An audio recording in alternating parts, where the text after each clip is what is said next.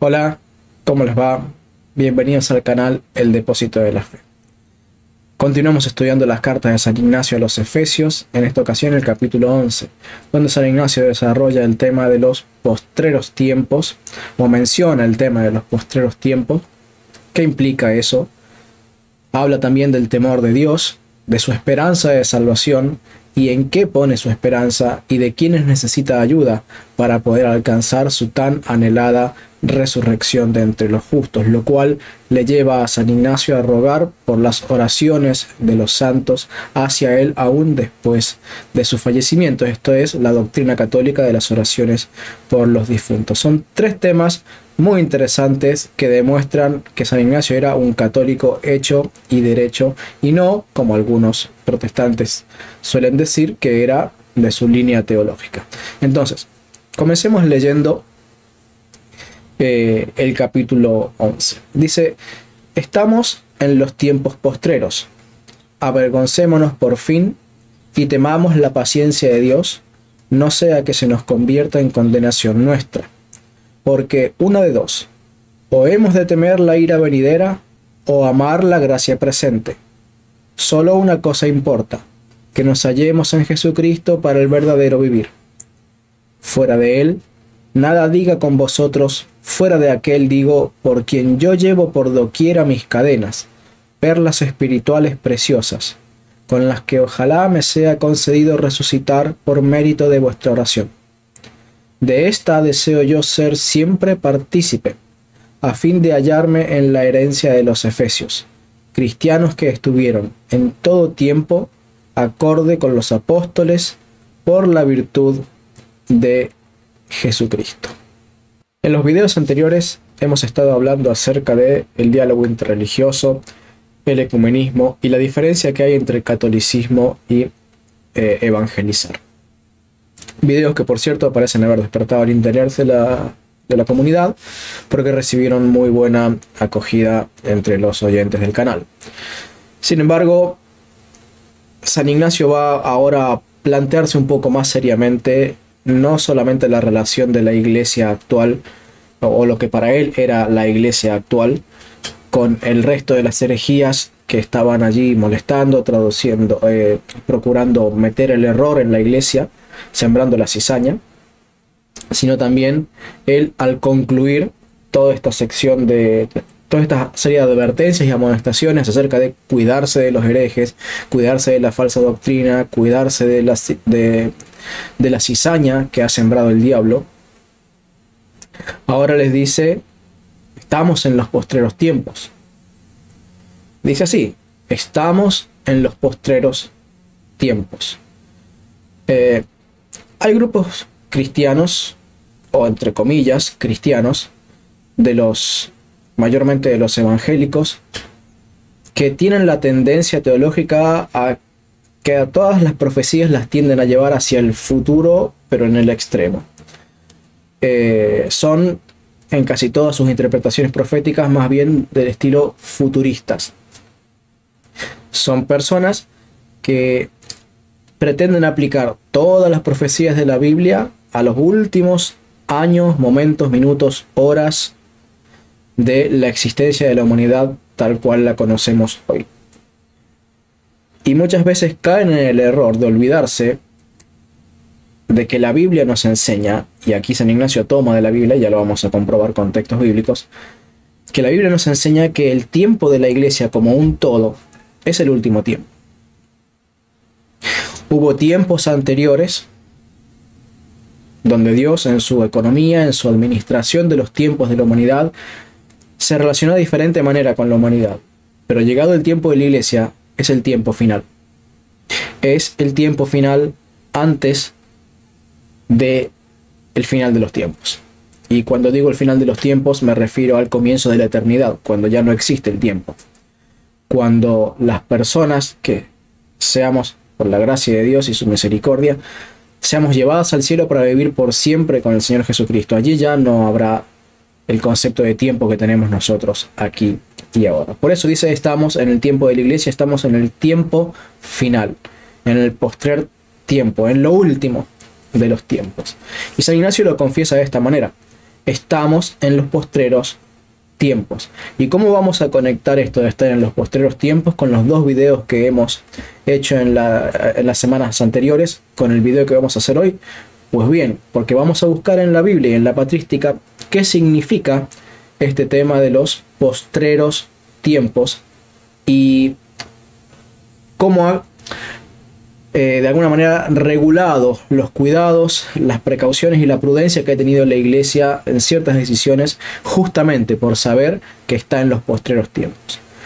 Dice de 1 Corintios 10:11: todas estas cosas les sucedían como en figura y fueron escritas para escarmiento nuestro, para quienes ha llegado la plenitud de los tiempos. Es decir, la completación, la perfección de los tiempos, el final de los tiempos. A nosotros, a los cristianos, dice Pablo, nos ha tocado vivir en la plenitud, en el culmen, en la finalización de los tiempos. También lo afirma Hebreos 1:2. Dice: en estos últimos días nos ha hablado por medio de su Hijo, a quien instituyó heredero de todas las cosas y por quien hizo también el universo. En Hebreos 1:1 comienza diciendo que Dios, habiendo hablado en la antigüedad de muchas maneras por medio de los profetas, comienza el versículo diciendo: ahora, en el tiempo postrero, en el tiempo último, en la última etapa de la humanidad, nos ha hablado por medio del Hijo. Esta es su última advertencia. Es la última advertencia de Dios, hablar directamente por medio del Hijo. Ya tenemos dos pasajes entonces en la Biblia en donde se nos habla de que la iglesia está transitando el tiempo postrero, de que ya no hay tiempo después de la iglesia. ¿Y qué se dice acerca de estos postreros tiempos? ¿Qué profecías hay acerca de estos postreros tiempos? Bueno, en primer lugar, que la iglesia sería una iglesia mística, que sería una iglesia sobre la que Dios derramaría su espíritu para hacer cosas que nunca antes en la humanidad se habían visto de forma continua y regular. Por eso dice Hechos 2:17: sucederá en los últimos días, dice Dios, que derramaré mi espíritu sobre toda carne, y profetizarán vuestros hijos y vuestras hijas, y vuestras jóvenes tendrán visiones, y vuestros ancianos soñarán sueños.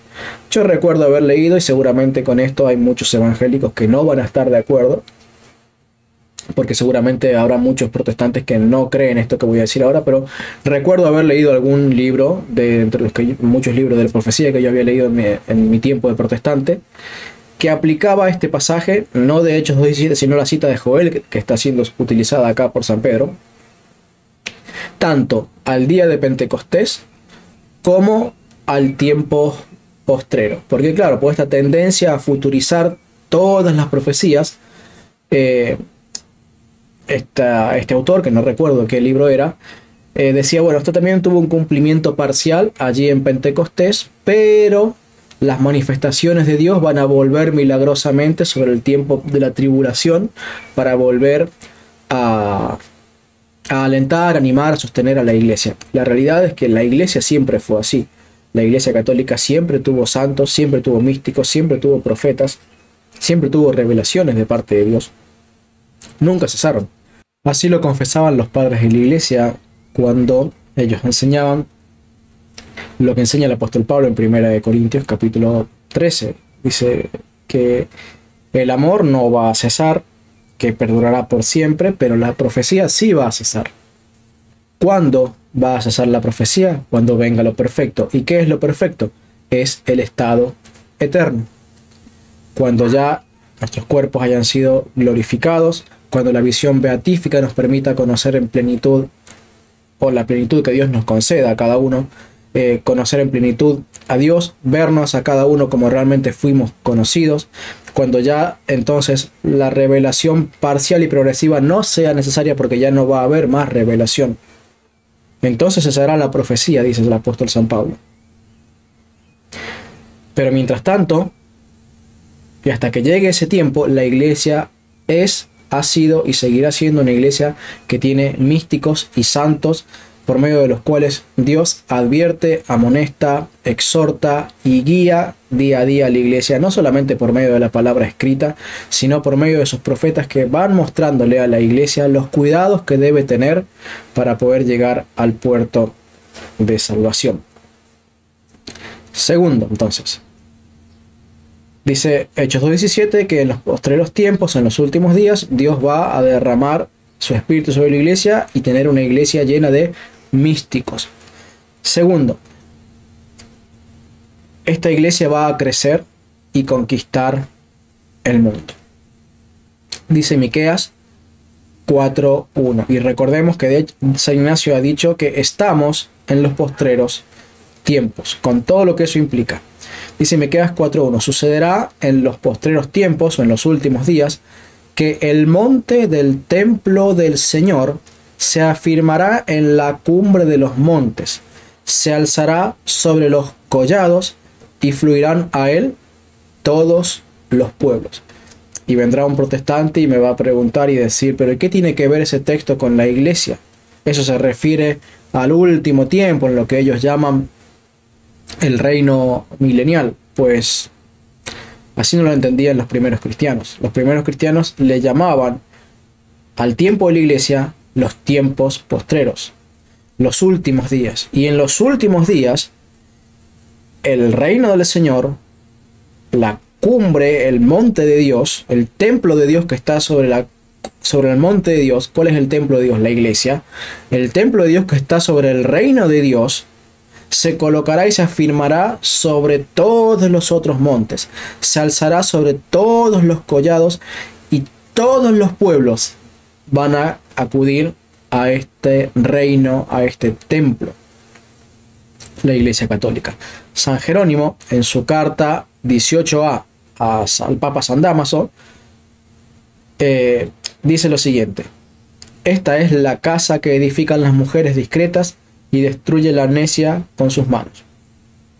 De esta dice el mismo Isaías: y será en los días postreros manifiesto el día del Señor, y la casa de Dios sobre los más altos montes, y se levantará sobre los collados. Y aquí Isaías 2:2, que es la cita que está citando San Jerónimo, dice exactamente lo mismo que dice Miqueas 4:1, que habrá un monte, que será el monte de Dios, que ocurrirá en los postreros tiempos, y que será todo ese postrer tiempo el día del Señor, y que habrá una casa, y que esa casa, ese templo, fíjense que en Miqueas le llama templo, acá Isaías le llama casa, y la casa de Dios sobre los más altos montes. Miqueas dijo, el templo del Señor se afirmará en la cumbre de los montes. Y aquí Isaías dice, la casa de Dios se afirmará sobre los más altos montes. Y en ambos pasajes, Miqueas como Isaías, dice, y se levantará sobre todos los collados. Es decir, la Iglesia Católica tendrá dominio sobre todos los otros reinos. Y San Jerónimo va a decir esto sobre esa casa, ese templo, ese monte. Dice, esta es la casa que en otro lugar atestigua con voz sagrada el mismo Pablo, citando Hebreos, porque Hebreo fue escrita por Pablo, con voz sagrada el mismo Pablo antes mentado. Y Moisés, dice, fue ciertamente fiel en toda su casa como criado para testimonio de las cosas que habían de decirse. Pero Cristo lo fue como hijo sobre su casa. Esa casa somos nosotros, a condición de que mantengamos firme hasta el fin el principio de su substancia. Esta es una cita de Hebreos 3, 5 al 6.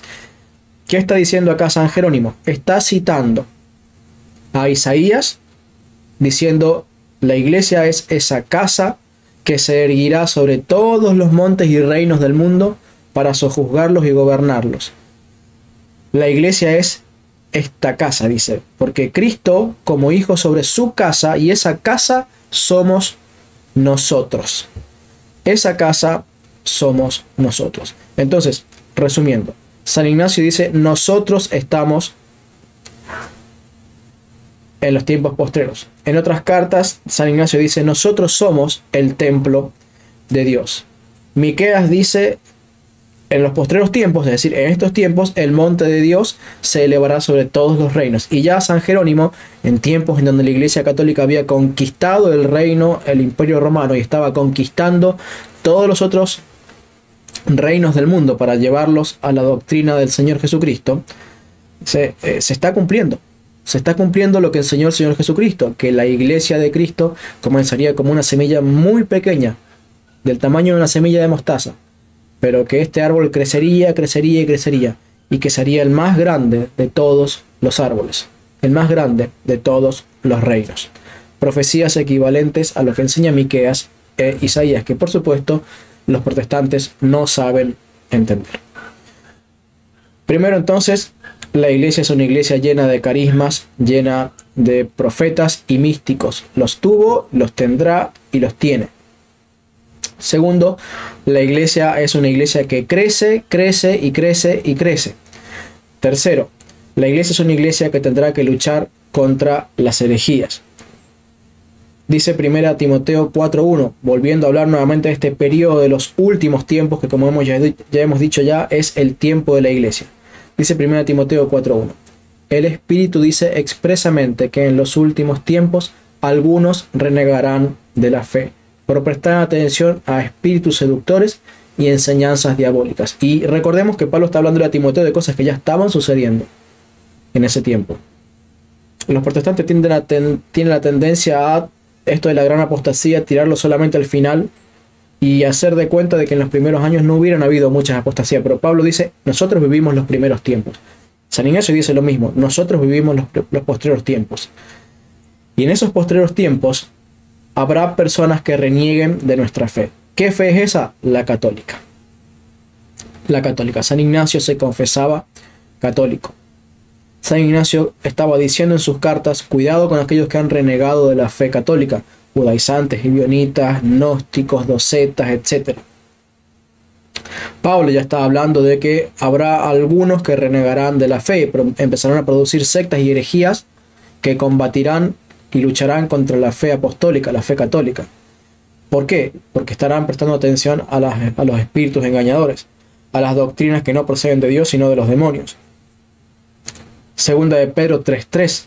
También dice Pedro en su carta católica, tened en cuenta ante todo que en los últimos días, esto es el periodo de la iglesia, vendrán hombres que se burlan continuamente de todo y que viven según sus propias concupiscencias. Y hemos ido mostrando video tras video que la iglesia siempre tuvo desde el siglo I la creencia en los sacramentos y en las doctrinas de la iglesia católica, y que siempre hubo estos burladores que está denunciando nuestro primer papa, el apóstol San Pedro. Y esos burladores hoy tienen la forma de protestantes. En aquella época eran los gnósticos, los docetas.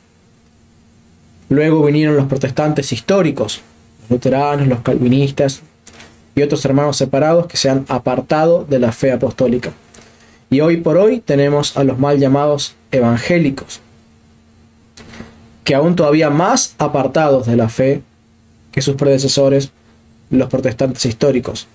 Se apartan de la fe, reniegan de la fe católica y se hacen merecedores del epíteto que les coloca el apóstol San Juan. Los que se van de la iglesia católica se hacen anticristos.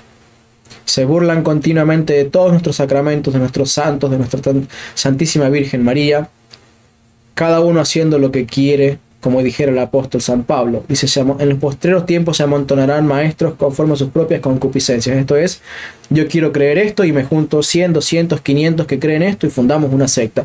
Y este otro maestro funda otra secta con otra creencia y así, grupitos y grupitos y grupitos de maestros separados. Y está profetizado. La iglesia tendrá que coexistir en medio de la cizaña. La iglesia siendo el trigo de Dios y la cizaña desparramada por todos lados, confundiendo a la gente. La iglesia tendría que luchar contra la cizaña, pero llegaría el punto en donde la cizaña lamentablemente abundaría más que el trigo. Y por eso dice 2 Tesalonicenses 2, 3 al 4, que de ningún modo se engañe nadie, porque primero tiene que venir la apostasía y manifestarse el hombre de la iniquidad, el hijo de la perdición, esto es el anticristo, que se opone y se alza sobre todo lo que lleva el nombre de Dios o es adorado, hasta el punto de sentarse él mismo en el templo de Dios, mostrándose como si fuera Dios. Les dejo en la descripción la lista de reproducción sobre profecía y también les dejo aquí y aquí la etiqueta y la miniatura del video particular donde hablo de este versículo, explicando la mala comprensión que tienen los protestantes de que primero debe venir Jesucristo a resucitar a la iglesia para que la iglesia no pase por la persecución del anticristo. Luego de esa venida invisible del Señor Jesucristo, según ellos, va a manifestarse el anticristo, a hacer estragos en el mundo, va a traer la gran persecución, la gran tribulación, y luego viene Jesucristo, entonces ahora sí, descendiendo físicamente sobre la tierra para reinar, destruir al anticristo y establecer un milenio. No, el reino de la iglesia es hoy.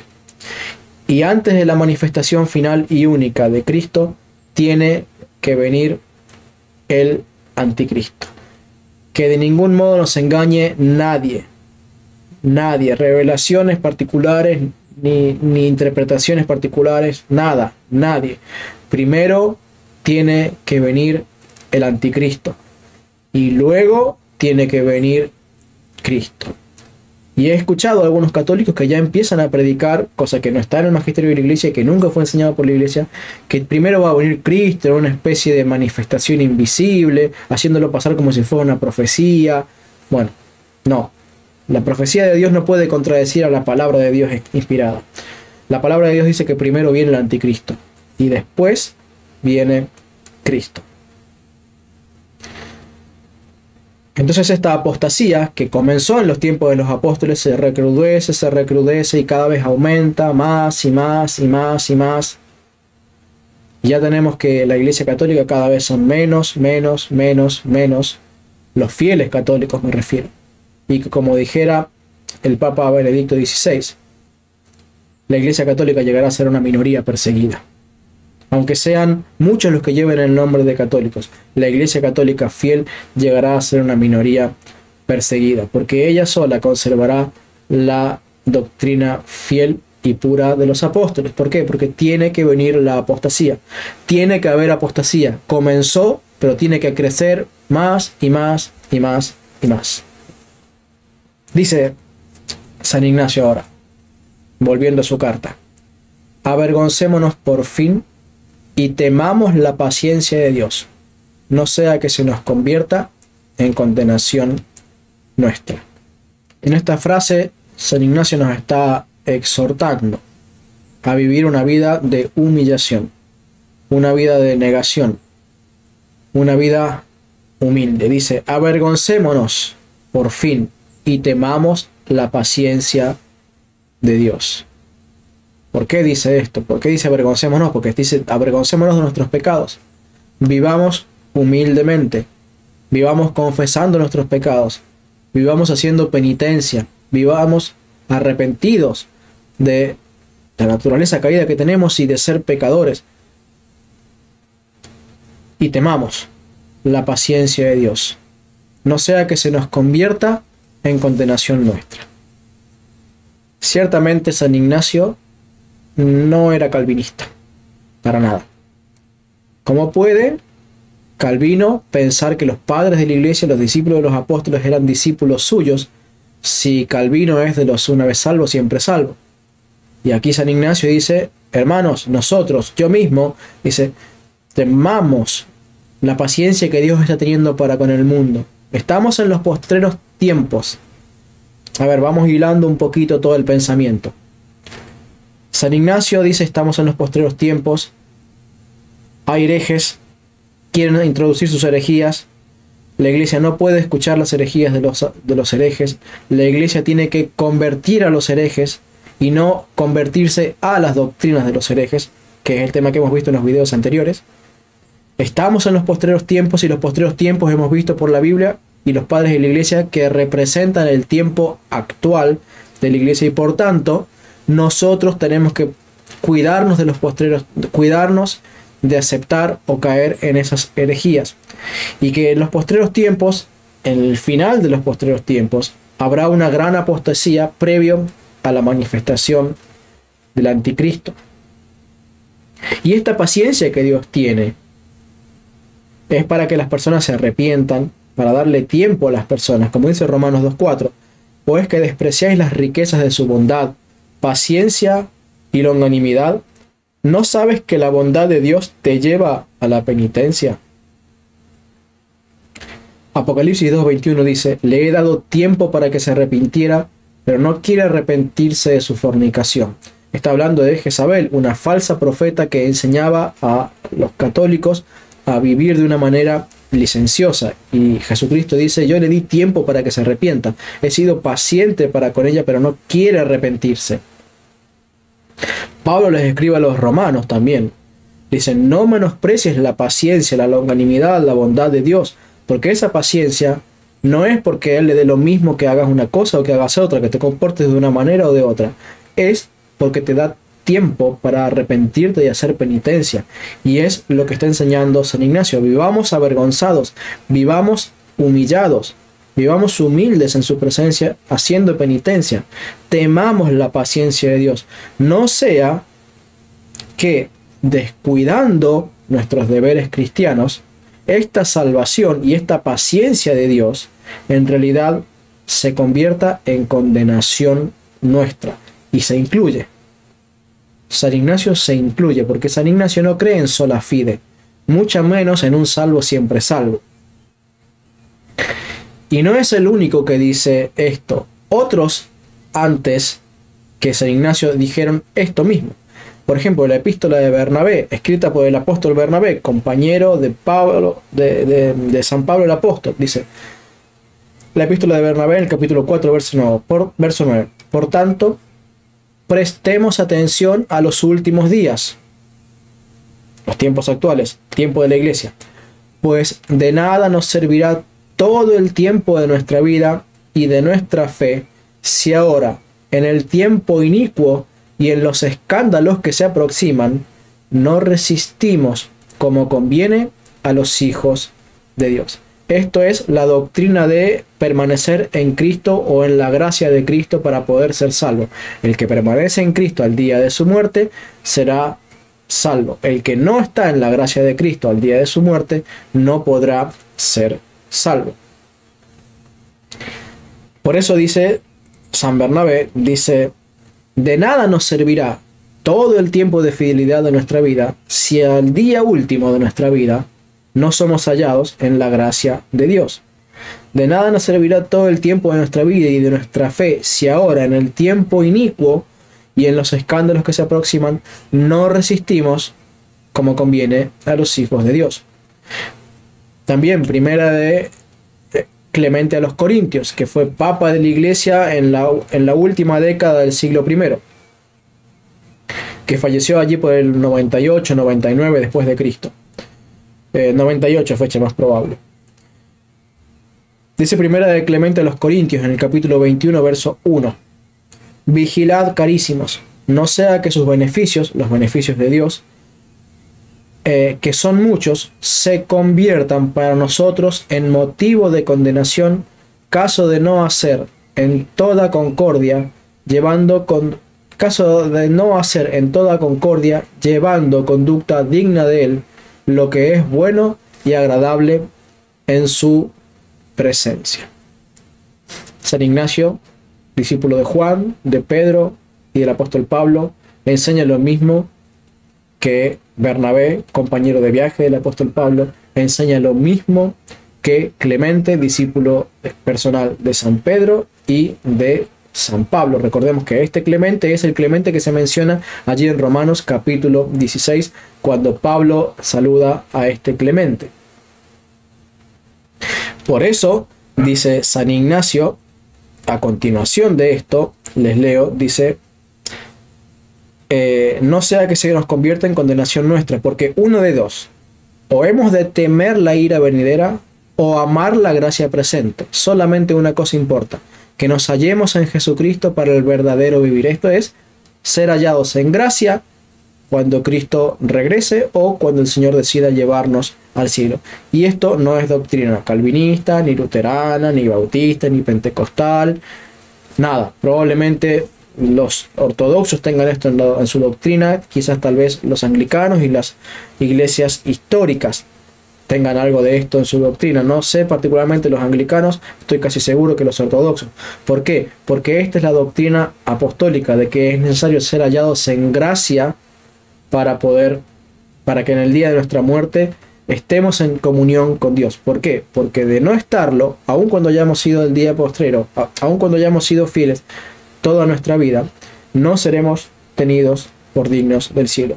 Y esto es lo que enseñó el profeta, creo que Ezequiel, en el Antiguo Testamento. Dice, si el justo en los días de su muerte hiciere impiedad, no le serán recordadas todas sus justicias, sino que morirá por su impiedad. Y también dice el impío, si se convirtiere de sus malos caminos, no le serán tenidos en cuenta sus malos caminos, sino que será considerado como un justo porque comenzó a andar en la justicia de Dios. Esta es la doctrina apostólica, la doctrina profética. Ahora bien, dice, porque también tiene que decirlo la Biblia, y lo dice, es cierto. Gálatas 5:4. De Cristo os desligasteis los que por la ley os justificáis, de la gracia habéis caído. De la gracia habéis caído, es decir, se desligaron de Cristo, cayeron de la gracia, ya no tienen vinculación con Cristo, ya no están en el cuerpo de Cristo, se desprendieron de Cristo por haber pretendido justificarse por cumplir los ritualismos judíos. Recordemos que allí justificarse por la ley o por las obras de la ley no es hacer buenas obras conforme al mérito y la exigencia que Cristo exige, sino querer justificarse por el viejo pacto y no por el nuevo. Doctrina católica de que quien cae de la gracia de Cristo ya no puede salvarse. Recordemos que a los Gálatas les dice que el que predica otro evangelio recibe el anatema de Dios. Y acá está diciendo lo mismo, el que predica otro evangelio, el que quiere justificarse por el pacto antiguo, ha caído de la gracia. Es decir, caer de la gracia y ser el anatema de Dios es lo mismo. Dice Filipenses 3:9, y ser hallado en él, no teniendo mi propia justicia, que es por la ley, es decir, por el haber cumplido todos los mandamientos de la antigua alianza, y me refiero a los mandamientos ceremoniales, sino la que es por la fe en Cristo, la justicia que es de Dios por la fe. Realmente, Pablo habla acá de ser hallado en él, es decir, que cuando él tenga que partir, Dios le encuentre en Cristo, le encuentre permaneciendo en Cristo. Y esto es lo que enseña también el mismo Señor Jesucristo en Juan capítulo 6, verso 56, hablando de la Eucaristía. El que come mi carne y bebe mi sangre, permanece en mí y yo en él. Y también dice, en los versículos anteriores, desde el versículo 53 y 54, que el que no come mi carne y no bebe mi sangre, no tiene la vida eterna. ¿Por qué? Porque quien se aparta de la Eucaristía, dice, ya no pueden permanecer en Cristo, porque ya no están comiendo el cuerpo y bebiendo la sangre de Cristo, que solo se ofrece en el seno de la verdadera doctrina apostólica. ¿Y qué dice San Ignacio? Que nos hallemos en Jesucristo para el verdadero vivir. ¿Y qué dice Pablo de los que predicaban otro falso evangelio? Cayeron de Cristo, abandonaron a Cristo, se desligaron de Cristo, predicaron otro evangelio y fueron expulsados de Cristo y recibieron el anatema de Dios. ¿Qué dice Pablo también? Que él, su esperanza, su anhelo, lo que a él le gustaría es que en el día de su muerte sea hallado en Cristo, es decir, estar en Cristo, estar en la gracia de Cristo. Dice también San Ignacio, fuera de él nada diga con vosotros, fuera de aquel digo, por quien yo llevo por doquiera mis cadenas, que son perlas espirituales preciosas. ¿Qué quiere decir esto? Esas cadenas que aprisionaban a San Ignacio, él no las veía como cadenas. Ese collar que llevaba en su cuello de hierro, él lo veía como un collar de perlas, como una corona de perlas. como algo precioso y de muchísimo valor, y este sufrimiento que voy a padecer por Cristo será mi grandísima recompensa. Porque recompensa es lo que duele mucho y cuesta mucho. Recompensa tiene lo que duele mucho y cuesta mucho. Por eso a los ricos que a lo mejor depositaban una bolsa de monedas de oro en el cofre de las ofrendas del templo, Jesús, cuando vio una viuda que tenía solo una moneda, que era todo su sustento, y lo echó allí, dijo: esta viuda ha dado el sustento de su vida allí y dio para Dios mucho más. ¿Por qué? Porque dio todo lo que tenía. Se entregó. A esa viuda solamente le faltó entregar su propia vida, pero casi lo hizo. Porque al entregar su última moneda, su último sustento, su último bocado de pan, dio más que ningún otro de los que hayan podido dar allí. Y por eso, este sufrimiento que voy a padecer, dice San Ignacio, es como una corona de perlas preciosas que me espera allí en el cielo. Estas mis cadenas son perlas preciosas, y por eso la doctrina católica de ofrecerle a Cristo los sufrimientos, los dolores, las enfermedades, todo eso es un sufrimiento que se soporta en la gracia de Dios, y si se recibe con gozo, se multiplica aún mucho más las recompensas, porque por amor de Cristo se recibe con bendición lo que a los ojos de los hombres es una maldición. Como dijera Job el justo, dice que recibiremos el bien de Dios y el mal no lo recibiremos. No, antes bien sea el nombre de Dios bendito. ¿Y qué hizo Dios? Perdón, ¿qué hizo Job? Bendijo a Dios en medio de todos sus sufrimientos y ofreció a Dios esos sufrimientos en esa bendición. Y no en vano, Cristo dijo desde el cielo: no hay varón como Job sobre la tierra. Porque lo mejor que puede hacer un ser humano, un cristiano, es su sufrimiento, su padecer, ofrecerlo a Cristo, porque uno dice: bueno, estoy padeciendo un poquitito, estoy soportando un poquitito de lo que Cristo padeció, estoy asemejándome un poquitito, estoy empezando a ser un poquitito de discípulo de Cristo con este padecimiento, y lo estoy soportando por amor a Cristo, con gozo en Cristo y con alabanza a Cristo. Pero algo más para decir de estas perlas espirituales preciosas, porque sabía San Ignacio que esas perlas y ese sufrimiento iban a corresponder con lo que Pablo dijera a Timoteo: si sufrimos con él, reinaremos también con él. Y San Ignacio, discípulo, oyente de San Pablo, conocía esta doctrina y dice: yo estoy sufriendo por Cristo, reinaré con Cristo. Porque el martirio era algo muy precioso y muy valioso para los cristianos. El sufrimiento y el padecimiento del nombre de Cristo era algo muy valioso para los cristianos. Por eso los apóstoles Pedro y Juan, cuando fueron azotados al salir de la sinagoga, salieron contentos y gozosos de haber sido tenidos por dignos de ser azotados por Cristo. Y a veces, hermanos, los católicos estamos tan miedosos de tener valor y predicar y decir las cosas como son y denunciar lo que hay que denunciar, porque tenemos miedo de sufrir.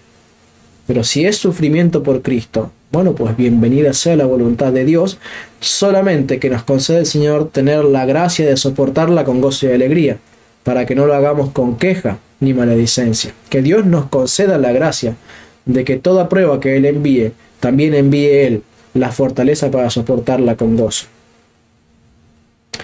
Dice Tertuliano, hablando de la resurrección de la carne, en su capítulo 43, dice: al dejar su cuerpo, nadie va inmediatamente a vivir a la presencia del Señor, excepto por la prerrogativa del martirio, pues entonces adquiere una morada en el paraíso y no en las regiones inferiores.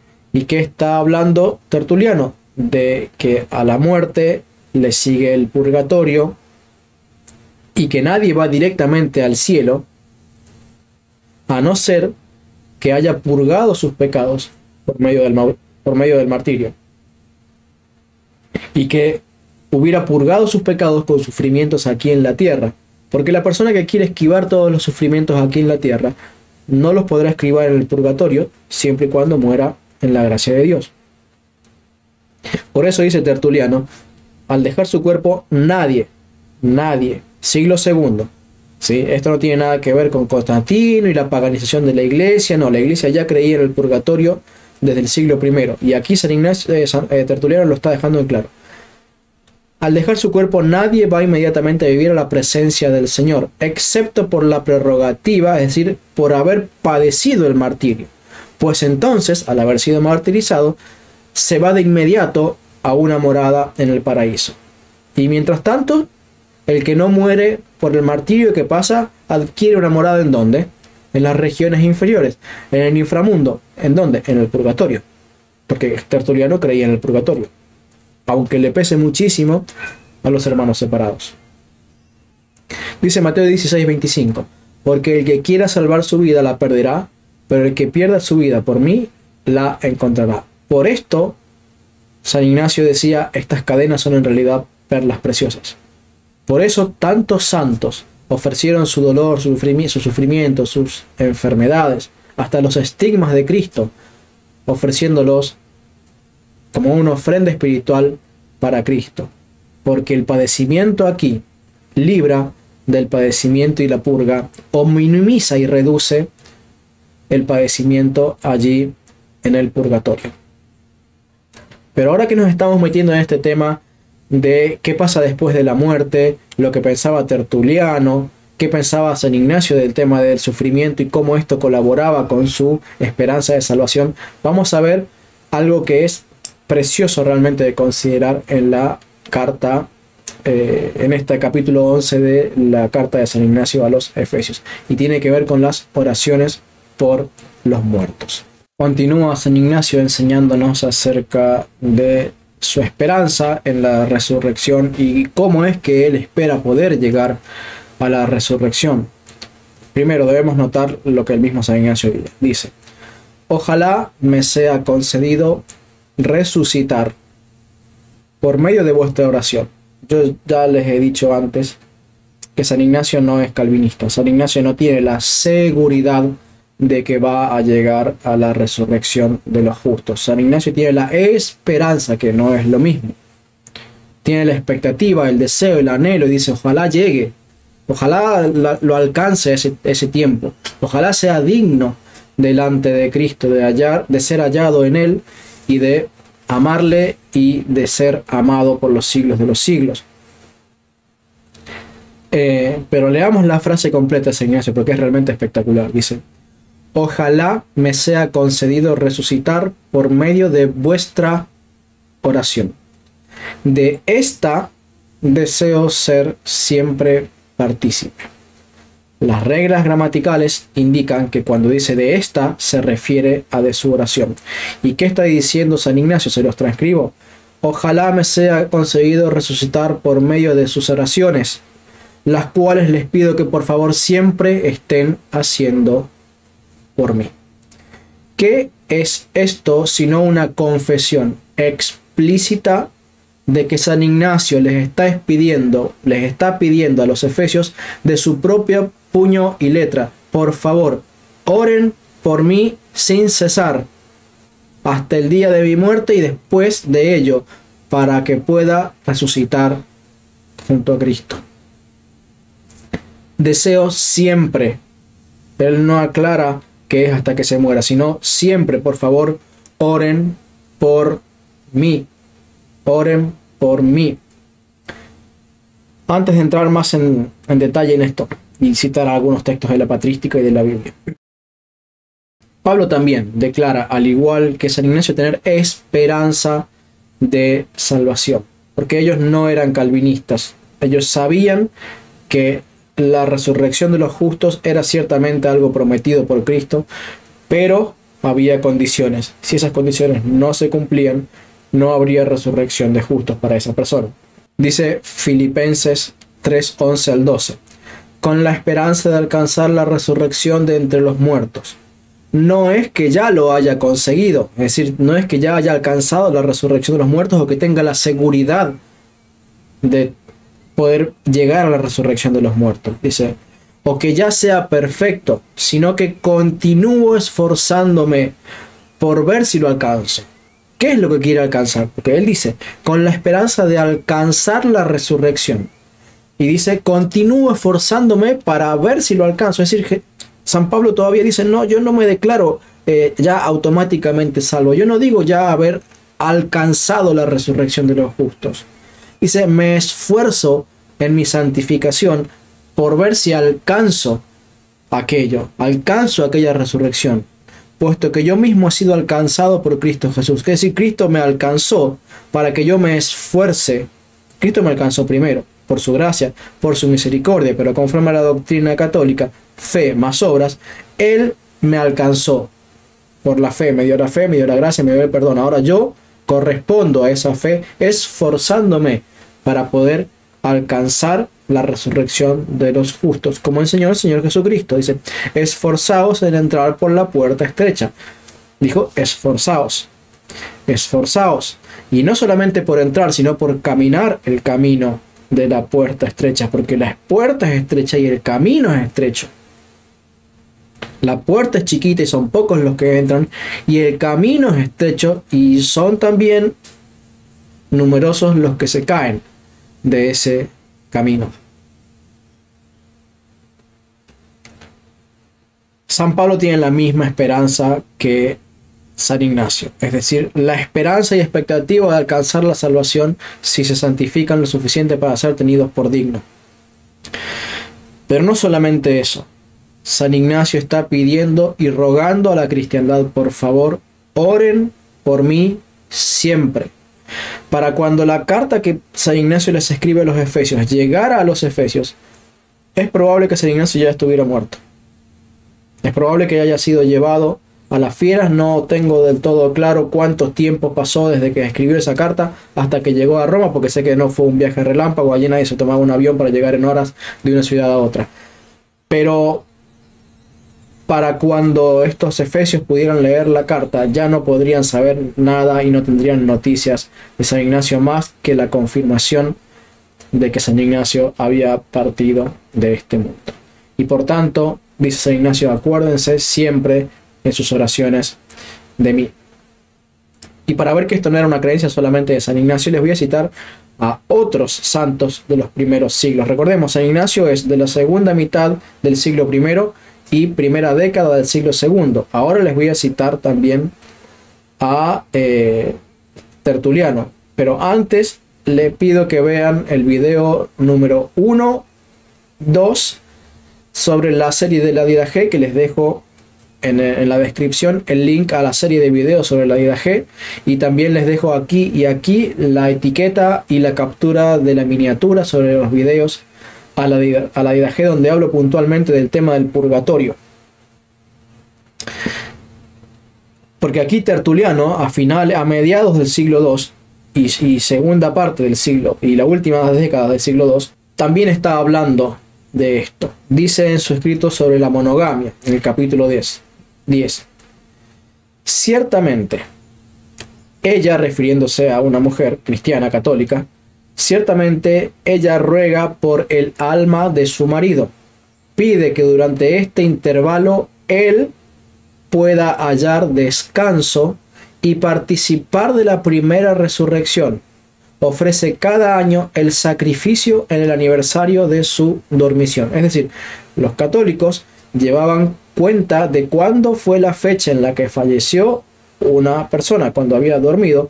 ¿Por qué? Porque todos los años sus parientes, en particular su esposa, iban y oraban y ofrecían el sacrificio de la misa de esa fecha por el alma de ese difunto católico. ¿Para qué? Para que no sea dejado en el purgatorio, sino que se le conceda por misericordia el salir del purgatorio y ser llevado al cielo. Y como dijimos antes en la enseñanza de Tertuliano, que ninguno va directamente al cielo si no ha padecido el martirio.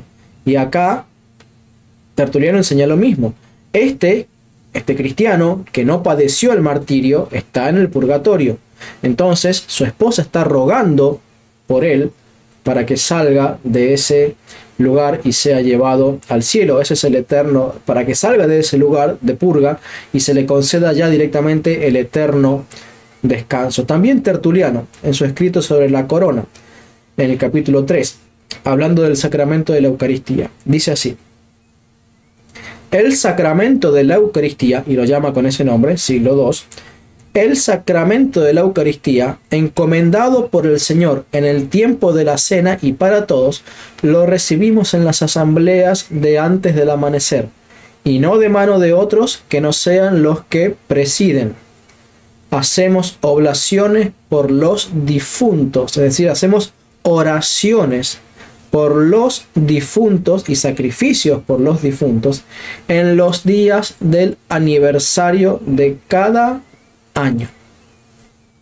San Ignacio está pidiendo que oren por él siempre, aun cuando esté muerto, y Tertuliano, unas pocas décadas después, también está diciendo: tenemos la costumbre, igual que la de San Ignacio, de orar por los muertos.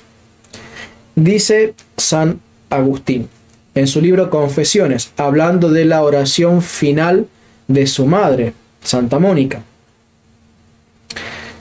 cuando ella estaba en su lecho de muerte. Dice: depositad este cuerpo mío, dice Santa Mónica, depositad este cuerpo mío en cualquier sitio, sin que os dé pena. Solo os pido que donde quiera que estéis, os acordéis de mí ante el altar del Señor.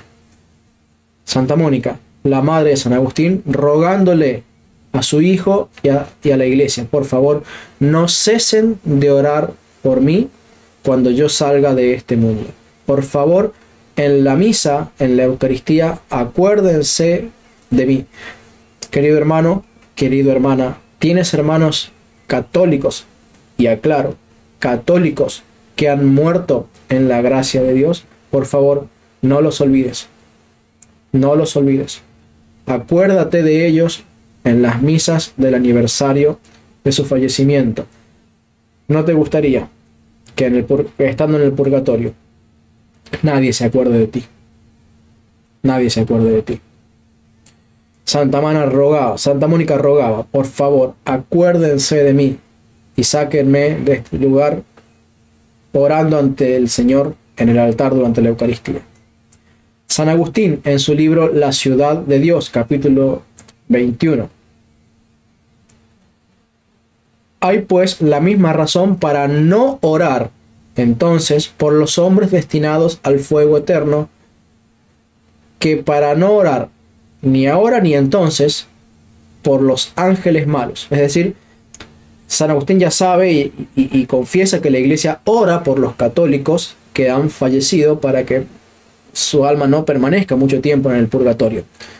Pero dice: también tenemos una razón, así como oramos por los católicos, no oramos por los ya condenados al fuego, por la misma razón por la que no oramos por los ángeles caídos, dice. Hay pues la misma razón para no orar entonces por los hombres destinados al fuego eterno, que para no orar ni ahora ni entonces por los ángeles malos. Y esa misma razón se hace extensiva a no orar entonces por los difuntos infieles, es decir, los que apostataron de la Iglesia Católica, los difuntos infieles e impíos. Aunque se ore por todos en general, la oración de la Iglesia o de algunos santos es oída para ciertos difuntos, pero solo para aquellos que, regenerados en Cristo, no vivieron tan mal que se los juzgara indignos de tal misericordia, ni tan bien que no necesitaran de la misma. Es decir, ¿por quiénes oraba la Iglesia Católica? ¿Por los que padecieron el martirio y vivieron tan bien que no necesitaban de sus oraciones? No, por esos no. Más bien se encomendaban a las oraciones de ellos, la intercesión de los santos en el cielo por los santos aquí en la tierra. Pero dice, ¿por quién sí vamos a orar?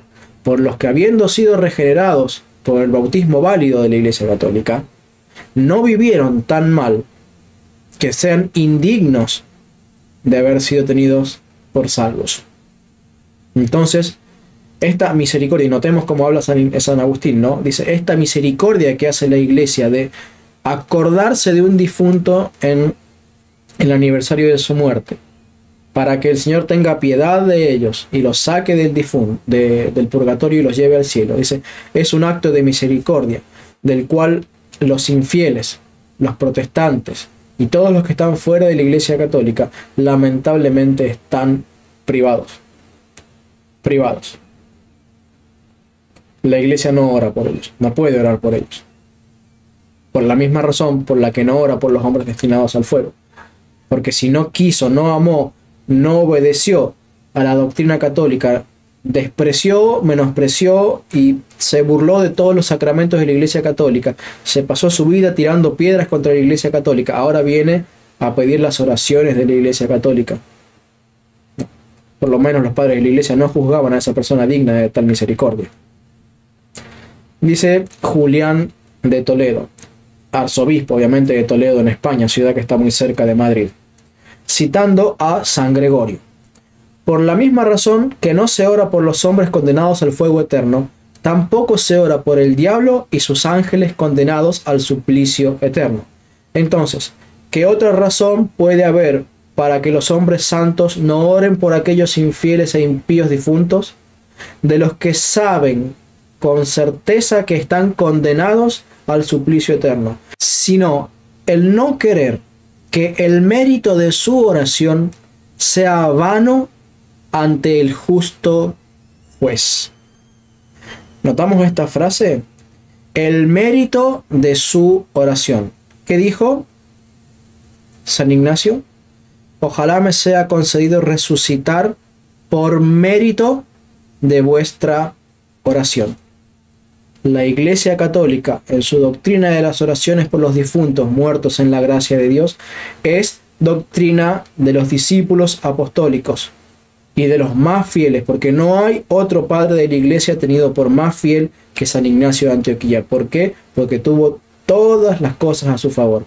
Discípulo de Pedro, de Bernabé, de Pablo, de Juan, conocedor de la Virgen María, conocedor de muchos de los santos, de los 70, de un martirio coronado de todo tipo de glorias. El mérito de la Iglesia de Cristo. La Iglesia de Cristo lo ofrece por los católicos muertos en gracia de Dios. ¿Para qué? Para que el mérito de esas oraciones no sea en vano para con Dios, porque Dios no escuchará el intento de salvar a una persona que ha sido impía, negadora de los sacramentos de Cristo, negadora de la administración de la gracia de Cristo en la Iglesia de Cristo, que es la Iglesia Católica. Finalizo el video con esta consideración. Cuando habla de los efesios, dice: cristianos que estuvieron en todo tiempo acorde con los apóstoles. Es decir, estamos hablando ya de la primera década del siglo II.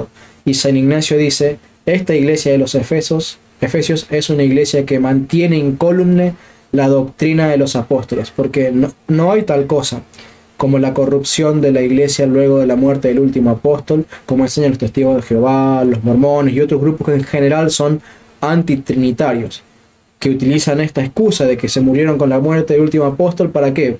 Porque saben que todos los discípulos apostólicos predican la deidad de Cristo y la Trinidad de Dios.